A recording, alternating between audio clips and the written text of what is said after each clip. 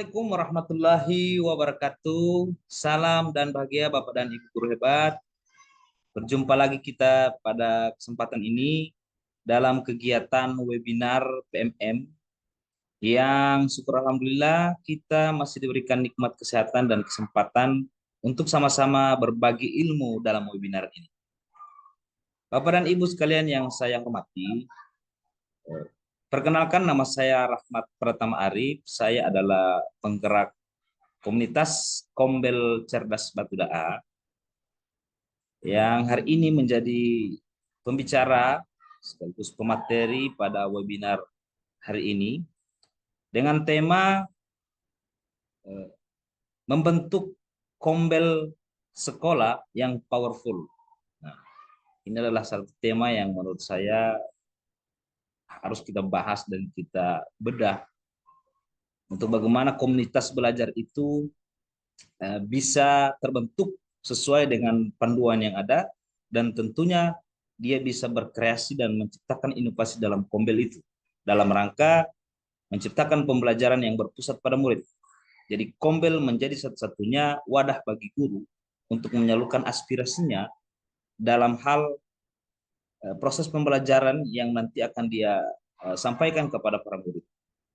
Segala problematika yang dihadapi oleh para guru di kelas akan mendapat solusi di kombel itu sendiri. Baik Bapak dan Ibu, pada webinar kali ini saya akan memaparkan materi tentang bagaimana membentuk kombel komunitas belajar dalam sekolah yang powerful. Baik, sebelum kita memulai pemaparan ini, marilah kita berdoa menurut keyakinan dan percayaan kita masing-masing. Berdoa cukup dalam hati, berdoa di benak. Berdoa selesai. Baik Bapak dan Ibu hebat seluruh Indonesia, saya akan masuk ke pemaparan materi webinar kali ini. Jadi Bapak dan Ibu, webinar kali ini diselenggarakan oleh komunitas belajar Cerdas Batu Daa. Seperti yang tampak pada layar di belakang saya, itu adalah logo dari komunitas kami. Izin Bapak dan Ibu untuk share screen-nya Bapak dan Ibu ya.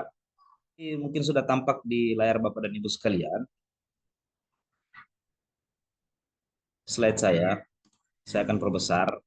Nah, baik Bapak dan Ibu, sekali lagi saya menekankan kepada Bapak dan Ibu bahwa webinar kali ini bersifat sharing ya Bapak dan Ibu. Artinya kita bisa bertukar pengetahuan, pengalaman, bahkan praktik baik kita dalam membangun sebuah komunitas belajar atau bahkan menjalankan komunitas belajar. Bapak dan Ibu bisa sharing bersama-sama dalam komunitas ini. Namun perlu saya sampaikan juga bahwa bagi Bapak dan Ibu yang memiliki pendapat, pengalaman praktik baik, atau ingin pun bertanya dalam webinar kali ini, silakan menuangkannya pada kolom komentar di YouTube. Silakan Bapak dan Ibu menulis di kolom komentar segala sesuatu yang ingin Bapak tanyakan, Bapak dan Ibu tanyakan, nanti akan saya respon melalui komentar Bapak dan Ibu. Baik Bapak dan Ibu, seperti yang tampil pada slide pertama ini, yaitu mempersiapkan komunitas belajar dalam sekolah.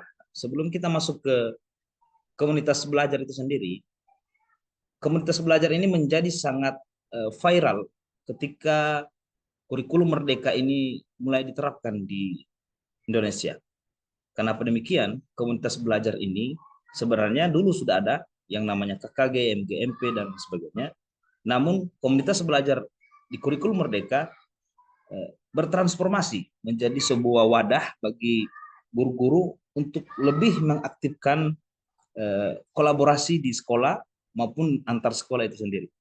Maka dibentuklah atau disusunlah yang namanya komunitas belajar, baik yang dalam sekolah maupun di antar sekolah Bapak dan Ibu. Nah, mungkin ada di antara Bapak dan Ibu yang komunitas belajar sekarang sudah besar. Bahkan di PMM sudah ribuan bahkan puluhan ribu pengikut yang aktif dalam komunitas itu.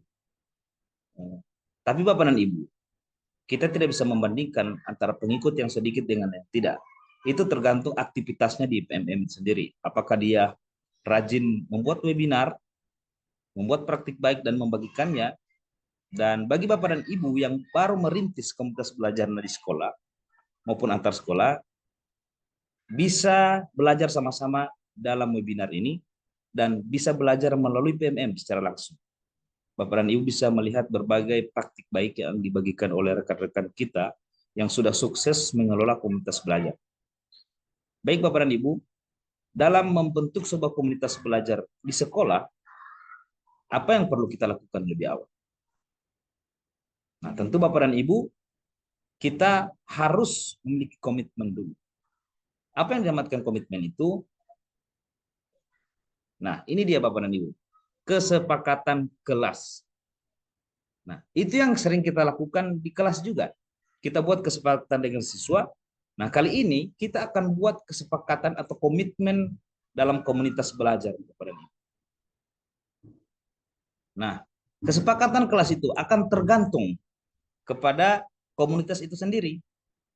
Ketika ada penggerak komunitas dalam sebuah sekolah, maka dia akan berkomunikasi kepada rekan-rekan sejawatnya bagaimana jika dalam sekolahnya akan dibuat sebuah komunitas.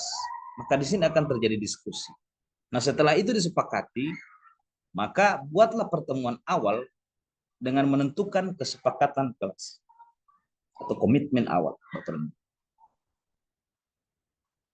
Dan pedomannya, kesepakatan kelas ini tetap berfokus kepada peningkatan kapasitas pembelajaran di kelas, kapasitas kita sebagai kompetensi kita sebagai guru untuk mendukung pembelajaran yang berpusat pada murid. Nah, baik Bapak dan Ibu, kita lanjutkan pembahasan kita. Nah, di sini sudah ada agenda kegiatan awal yang harus kita lakukan dalam membentuk kombel sekolah Bapak dan Ibu.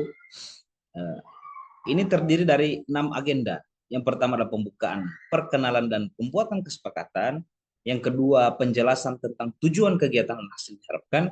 Identifikasi pemahaman seputar visi. Keempat, paparan dan diskusi. 3, langkah mempersiapkan komunitas belajar. Dan yang kelima adalah refleksi, dan terakhir adalah penutup. Ini adalah kegiatan awal yang harus Bapak dan Ibu lakukan secara kolaboratif bersama teman-teman atau rekan sejawat. Inilah susunannya. Sehingga Bapak dan Ibu punya panduan untuk menjalankan kombel itu dari awal hingga akhir berdasarkan pedoman yang ada. Kita lanjut. Nah, ini tujuan dan hasil yang diharapkan. Tujuannya untuk memberikan pemahaman terkait langkah-langkah mempersiapkan komunitas belajar. Dan hasil yang diharapkan yaitu peserta dapat mempraktikkan langkah-langkah untuk mempersiapkan komunitas belajar. Mari kita cek pemahaman Bapak dan Ibu. Nah, apa visi satuan pendidikan Anda? Nah, ini pertanyaan. Silakan Bapak dan Ibu, ketika diskusi berlangsung dalam diskusi awal itu, Bapak dan Ibu buat semacam papan pleno yang kemudian akan ditempelkan dengan stick note yang berisi ide masing-masing guru Bapak dan Ibu. Bukan ide oleh guru penggerak yang di sekolah ataupun penggerak komunitasnya, tidak Bapak dan Ibu. Tapi semua anggota atau semua rekan sejawat yang ada dalam komunitas itu mengungkapkan ide terkait visi yang akan dituju berdasarkan visi satuan pendidikan yang ada di sekolah Bapak dan Ibu. Nah, semuanya akan ditempelkan dan akan dilihat apa yang menjadi fokus atau menjadi visi utama dari kombel ini, Bapak. Kemudian apa pentingnya membangun visi bersama-sama? Nah, ini poin kedua. Setelah Bapak dan Ibu menentukan visi, kemudian apa pentingnya kita membangun visi bersama? Tuliskan juga dalam note. Nah, mari mendalaminya Bapak dan Ibu. Nah, ini adalah 3 langkah untuk mempersiapkan komunitas belajar dalam sekolah. Yang pertama, yaitu membangun tim kecil. Yang kedua, merefleksikan visi satuan pendidikan. Dan yang terakhir atau yang ketiga, membangun nilai dan komitmen bersama. Nah, ini adalah 3 langkah awal yang harus Bapak Ibu lakukan agar Bapak dan Ibu bisa membentuk yang namanya komunitas belajar sekolah yang powerful. Bapak Ibu pertama tadi sudah membangun tim kecil, kemudian yang kedua sudah diskusi tentang merevisikan visi satuan pendidikan. Nah, terakhir Bapak dan Ibu akan menyepakati nilai atau komitmen bersama yang sudah Bapak dan Ibu musyawarahkan bersama-sama. Nah, langkah satu yaitu membangun tim kecil. Apa maksudnya? Siapa saja anggota tim kecil itu, Bapak dan Ibu? Tim kecil terdiri atas kepala sekolah serta guru yang dianggap mampu berdiskusi tentang implementasi belajar atau PLC secara strategis dan mampu menggerakkan atau memberi pengaruh pada rekan sejawatnya. Nah, tim kecil ini biasanya kalau di sekolah Bapak Ibu punya guru penggerak, maka secara otomatis dia akan menjadi ketua dari tim kecil itu yang beranggotakan kepala sekolah juga ada di situ, dan mungkin satu orang guru senior yang bisa Bapak dan Ibu ajak menjadi tim kecil itu yang dianggap Bapak dan Ibu memiliki pengaruh atau punya inisiatif besar dalam setiap program-program dibuat oleh sekolah. Tentu Bapak dan Ibu kepala sekolah lebih tahu siapa guru-guru yang menurut mereka itu bisa punya potensi untuk menggerakkan orang lain. Biar tidak ada guru penggerak Bapak dan Ibu, misalkan di sekolah Bapak dan Ibu tidak punya guru penggerak, tentu kepala sekolah akan tahu siapa guru yang punya potensi di atas rata-rata dari guru yang ada di situ. Dan saya rasa pasti ada Bapak. Kemudian apa tugas tim kecil itu? Nah, ada 6 poin dari tugas dari tim kecil itu. Kemudian yang pertama adalah menyiapkan pertemuan, yang kedua menjadi fasilitator dalam pertemuan, kemudian membantu menganalisis data rapor pendidikan. Ini yang menjadi sangat penting bagi kita di satuan pendidikan, bahwa data rapor pendidikan harus menjadi acuan utama untuk kita menentukan visi dari komunitas belajar. Misalkan saya di sekolah Bapak dan Ibu, rapor pendidikan tentang literasi itu menurun, maka itu yang menjadi konsen Bapak dan Ibu untuk dibahas pada komunitas belajar. Kemudian hasil belajar siswa untuk dirumuskan tujuan prioritas tahunan. Nah, programnya usahakan dibuat tiap minggu atau tiap bulan. Yang penting setiap bulan itu Bapak dan Ibu punya kegiatan yang terdokumentasi dengan baik. Jika perlu Bapak dan Ibu, ketika ada pertemuan, Bapak dan Ibu bisa membuat dokumentasi, misalkan saja video, kemudian diupload di PMM atau di YouTube, atau foto-fotonya saja, kemudian Bapak dan Ibu buatkan laporannya.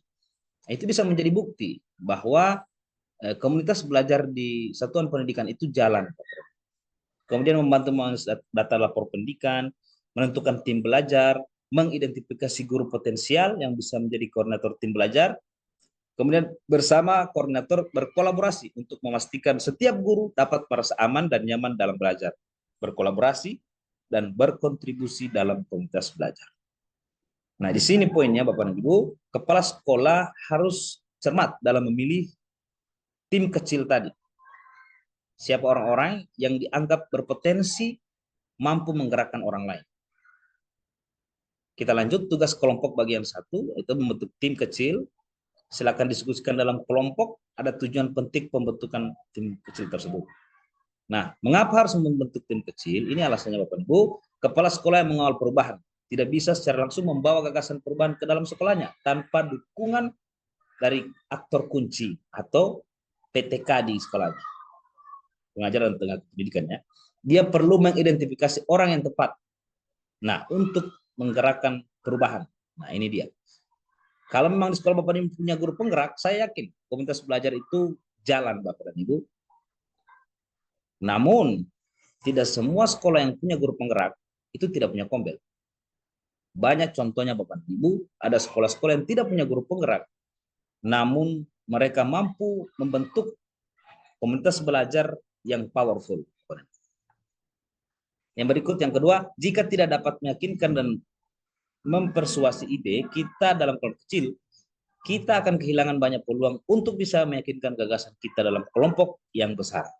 Nah, orang-orang yang berpengaruh ini nantinya dia akan masuk ke kelompok besar, pastilah ide kemudian pendapatnya pasti akan diterima. Saya yakin. Yang berikut, langkah kedua adalah merefleksikan visi satuan pendidikan. Nah, merefleksikan. Nah, kata refleksi ini harus menjadi konsen kita juga. Setiap hal yang kita lakukan, kita harus berefleksi. Kita harus melihat sejauh mana kemampuan kita, sejauh mana potensi kita, sejauh mana sumber daya yang kita miliki untuk mengembangkan komunitas belajar itu. Nah, visi sekolah perlu direfleksikan untuk menjadi arah bersama yang dituju oleh semua pemangku kepentingan agar seluruh warga sekolah merasa memiliki visi ini, punya tanggung jawab untuk mewujudkannya. Nah, diharapkan setelah komunitas belajar itu terbentuk, semua anggota punya tanggung jawab, bukan didominasi oleh orang lain atau orang yang menurut mereka berpotensi, tapi intinya adalah semua eh, anggota dalam komunitas itu aktif menjalankan komunitas belajar. Kemudian tahap-tahap merefleksikan visi itu dibuat dalam bentuk pertanyaan. Ya, pertama, bagaimana proses pembelajaran Islam ini terjadi? Ini yang sebenarnya fokus pada pembelajaran pusat pada murid. Ujung-ujungnya komunitas belajar itu untuk meningkatkan kualitas pembelajaran yang berpusat pada murid. Nah, ini analisisnya Bapak dan Ibu. Kemudian merefleksikan visi sekolah. Apakah visi sudah menyatakan tujuan besar? Visi yang kita buat itu benar-benar merupakan gambaran cita-cita seluruh PTK, seluruh stakeholder sekolah terkait harapan mereka dalam sekolah ini ke depannya. Kemudian visi sudah berpusat pada murid atau tidak? Apakah cuma berpusat kepada guru? Maka itu yang perlu dipertanyakan. Kemudian visi sudah memfasilitasi hasil refleksi sebelumnya. Nah, tentunya visi yang dibuat itu merupakan hasil refleksi dari peristiwa sebelumnya. Jadi visi yang ditentukan haruslah merupakan hasil refleksi, bukan hasil kongko-kongko atau hasil kesepakatan beberapa orang saja yang itu kemudian menjadi problematika di kemudian hari. Kemudian menyepakati tujuan prioritas tahunan sekolah. Nah, ini ada tujuan, ada hubungannya dengan visi misi sekolah, Bapak Ibu. Visi misi sekolah itu ditentukan untuk 1 tahun dan prioritas itu akan masuk ke dalam rapor pendidikan. Dan disitulah kita melihat tingkat peningkatan dari visi yang sudah diharapkan dan sudah dilaksanakan, apakah ada peningkatan atau justru tidak tercapai, Bapak Ibu. Kemudian tahap-tahap membangun visi satuan pendidikan, yaitu menyepakati tujuan prioritas tahun sekolah setelah ditetapkan programnya, kemudian disepakati bersama. Harus ada kesepakatan bersama. Nah, tugas kelompok. Nah, ini sudah bagian 2, itu tugas kelompok. Silakan diskusikan, dan ini sudah masuk dalam kegiatan pembentukan Kombel di langkah kedua, bagian kedua. Membangun nilai dan komitmen. Nah, terakhir, membangun nilai dan komitmen bersama. Nah, pada saat memfasilitasi pembangunan nilai, kepala sekolah perlu memastikan seluruh PTK yang terlibat dalam komunitas belajar dalam sekolah merasa aman dan nyaman. Ini ya, diharapkan Bapak dan Ibu, setiap anggota yang tergabung dalam komunitas belajar seharusnya dia merasa aman dan nyaman, bukan malah tertindas atau malah merasa paling tidak tahu atau merasa paling tidak mengerti apapun, sehingga dia tidak mau lagi bergabung dalam komunitas dan membiarkan semua pekerjaan itu kepada penggerak komunitas lagi. Nah, diharapkan setiap orang per orang dia mampu untuk membangkitkan potensi yang ada dalam dirinya untuk difasilitasi dalam komunitas belajar itu. Nah, untuk membangun nilai itu, nah prinsip pembagian tim belajar. Nah, yang kedua adalah opsi pembagian tim berpusat pada murid dan sesuai kebutuhan guru. Nah, itu tim belajar. Dan opsi pembagian tim membagi kelompok berdasarkan mata pelajaran dalam yang sama. Kalau misalkan di dalam problematika atau persoalan yang muncul dalam komunitas belajar itu ada beberapa mata pelajaran ya yang menurut Bapak Ibu susah untuk diajarkan, kemudian dibuat lagi tim untuk membedah itu. Kemudian pembagian kelompok berdasarkan tema P5, kemudian pembagian kelompok peran berdasarkan peran. Berdasarkan peran itu mungkin itu berhubungan dengan tugas tambahan guru, baik itu ekstrakurikuler maupun tugas tambahan lainnya. Dan berdasarkan tema P5 adalah profil pelajar Pancasila. Profil pelajar Pancasila. Dan waktu pertemuannya pada jam kerja selama minimal 1 jam. Dilaksanakan di luar jam kerja Bapak dan Ibu ya. Perlu diingat bahwa pelaksanaan kegiatan dalam Kombel itu jangan mengganggu waktu efektif belajar. Usahakan dilaksanakan setelah Bapak dan Ibu mengajar agar didapatkan refleksi yang benar. Nah, 8 tip mempersiapkan komunitas belajar ini Bapak dan Ibu. 1, kerjakan implementasikan secara langsung, gunakan visi dan nilai untuk membantu mengambil keputusan, gunakan visi dan nilai untuk mengidentifikasi. 4, pastikan visi satuan pendidikan mudah dipahami dan dilaksanakan. Dan yang kelima, lakukan nilai-nilai yang telah ditetapkan, bukan hanya sekedar mengucapkan, tapi dilakukan, saling berbagi dan berkolaborasi, berfokus pada kemampuan diri sendiri, dan ingat bahwa bergerak lebih penting daripada merancang. Nah, ini yang terpenting Bapak Ibu. Segala hal administrasi itu akan percuma jika pada ujung implementasi itu tidak dilaksanakan.